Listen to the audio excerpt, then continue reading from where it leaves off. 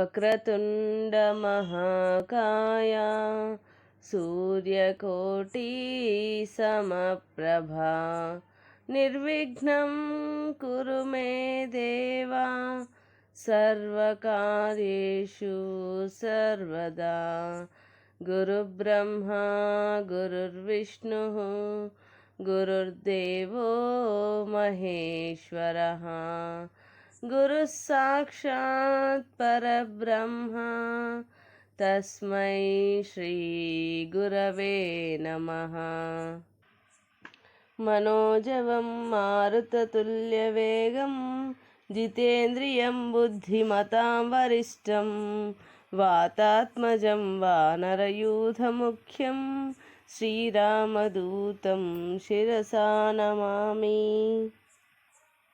ఆపదామపహర్తారం దాతారం సర్వసంపదాం లోకాభిరామం శ్రీరామం భూయో భూయో నమామ్యహం. జై హనుమాన్. శ్రీ సీతారామాభ్యాం నమః. శ్రీమద్ వాల్మీకి రామాయణము సుందరకాండము 22వ సర్గము. రావణుడు సీతకు 2 మాసముల గడువు నొసగట. సీతాదేవి నిరాకరింపగా అతడు ఆమెను భయపెట్టి రాక్షస స్త్రీల రక్షణయందు ఉంచి తన స్త్రీలతో కూడి రాజభవనమునకు తరలిపోవుట. సీతాదేవి పలికిన వచనములను విని రావణుడు రూప సౌభాగ్యములు గల ఆమె యొక్క పలుకులకు సమాధానముగా ఇట్లు కఠోరమైన మాటలను పలికెను. స్త్రీలను బుజ్జగించుకొలదియు పురుషుడు వారికి లోకువయగును. వారిని తనకు అనుకూలముగా చేసుకొనుటకై ప్రియవచనములను పలికినచో అతడు వారి తిరస్కారములకు గురియగును. అపమార్గమున పరుగులు తీయుచున్న గుర్రములను సమర్థుడైన సారథి అదుపు చేయునట్లు నీ కఠిన వచనముల కారణముగా నాకు వచ్చిన పట్టరాని కోపమును నాకు నీపై గల వలపు నిగ్రహించుచున్నది. తమకు ఇష్టమైన వారి ఎడగల వ్యామోహము జనులను కట్టివేయుచుండును. పైగా వారు ప్రతికూలముగా ప్రవర్తింతురు. అప్పుడు జనులకు వారిపై కోపం రాది సరికదా. జాలి ప్రేమ అధికమగుచునే ఉండును. వారు కుంఠితులు అనగా ఏమీ చేయలేని వారు అగుదురు. ఓ సుముఖి, అందువలననే నీవు వధార్హవైనను అవమానింపదగిన దానవైనను కపట వనవాసము చేయుచున్న రాముని అందే ఆసక్తి గల దానవైనను నిన్ను చంపక జాలిపడుచు నీపై ప్రేమను చూపుచుంటిని. ఓ మైథిలి, నీవు నాతో పలికిన ప్రతి వాక్యమునకును నిన్ను దారుణముగా చంపవలసి ఉన్నది. రాక్షస రాజైన రావణుడు వైదేహితో ఇట్లు పలికి కోపోద్రేకములతో ఊగిపోవుచు మరలా ఆమెతో ఇట్లు వచించెను. ఓ వరవర్ణిని, నేను నీకు 2 మాసముల గడువును ఇచ్చుచుంటిని. దానికి నేను కట్టుబడి ఉందును. తదనంతరము నీవు నా దానవగుదుము. ఈ 2 మాసముల వ్యవధి లోపల నీవు నన్ను భర్తగా అంగీకరింపనిచో ఆ పిమ్మట వెంటనే నా ప్రాతకాల భోజనమునకై వంటశాలలో నిన్ను ముక్కలు ముక్కలు గావింతురు. ఈ విధముగా రావణుడు జానకిని భయపెట్టుచుండగా చూచి దేవగంధర్వ కన్యలు బిత్తర బిత్తర చూపులతో బాధపడిరి.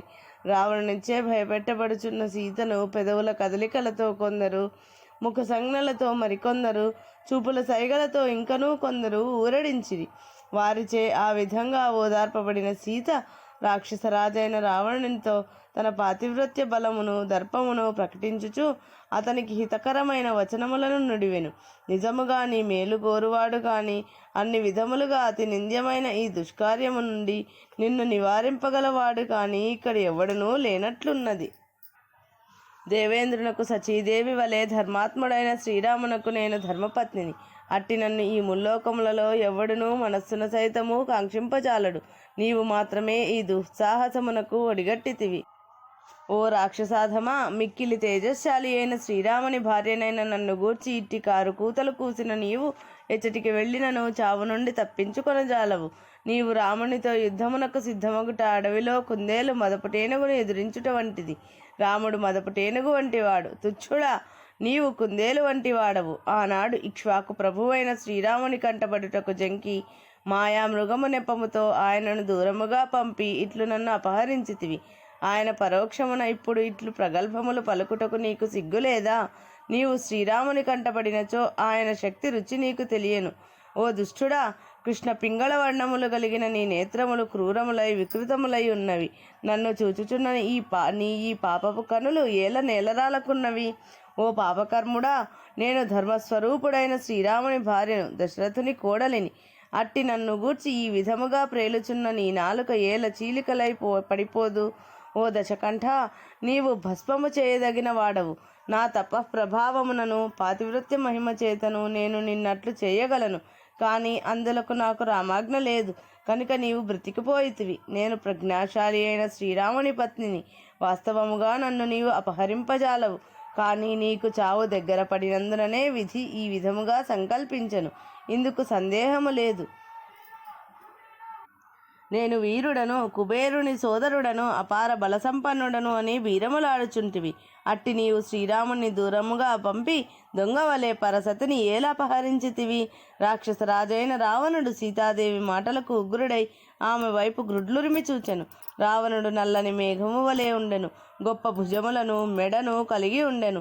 అతడు సింహము వంటి బలము గమనము కలవాడు. ఐశ్వర్యవంతుడు. అతని జిహ్వాగ్రము కన్నులు ఎర్రబారి ఉండెను.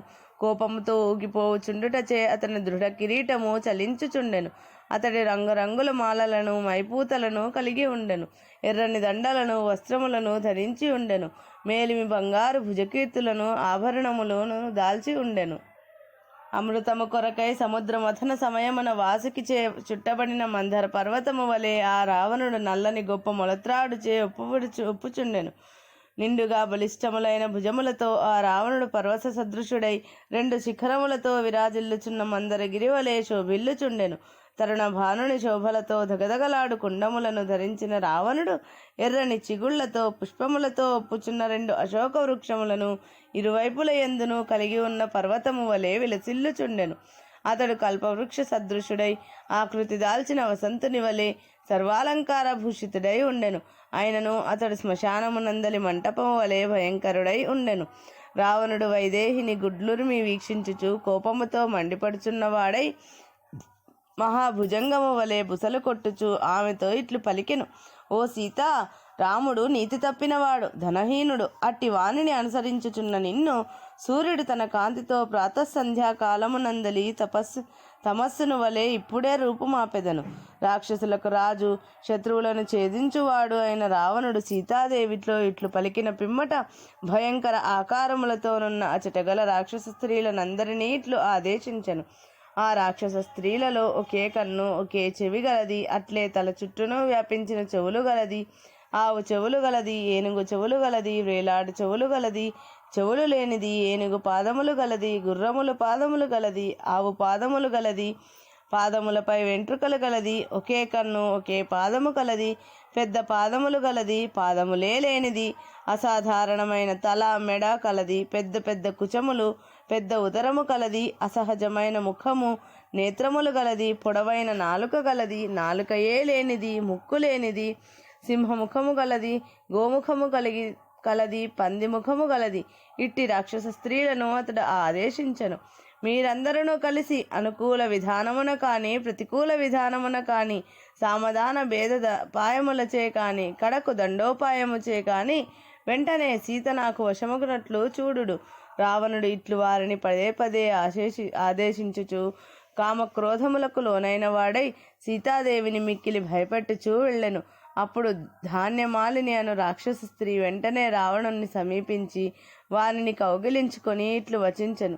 ఓ మహారాజా, ఈ సీతాదేవి మనుష్యకాంత శోభాహీన దీనురాలు కనుక ఈమెతో నీకేమి పని? నాతో రమింపుము. ఓ ప్రభు, నీ బహుబలార్జితములైన దివ్యభోగములను అనుభవించి యోగము సృష్టికర్త అయిన బ్రహ్మ ఈమెనొచ్చట రాయలేదు. ఇది తథ్యము. తనపై ప్రేమ లేని స్త్రీని కోరుకొనుట వలన పురుషునకు తాపమే మిగులును. తనపై వలపు గర్ల తరుణిని కోరుకొనినచో ఆనందము దక్కును. ధాన్యమాలిని ఆయనతో ఇట్లు పలికి బలశాయిల్లియు మేఘతుల్యుడు ఆయన ఆ రాక్షసుని ప్రక్కకు తీసుకొని పోయెను. అతడును నవ్వుచూ వెనకకు మరలెను. దశగ్రీవుడు భూమి కంపించినట్లు బయలుదేరి వెళ్ళెను. పిమ్మట అతడు సూర్యకాంతులతో విలసిల్లుచున్న తన ప్రాసాదమును ప్రవేశించెను.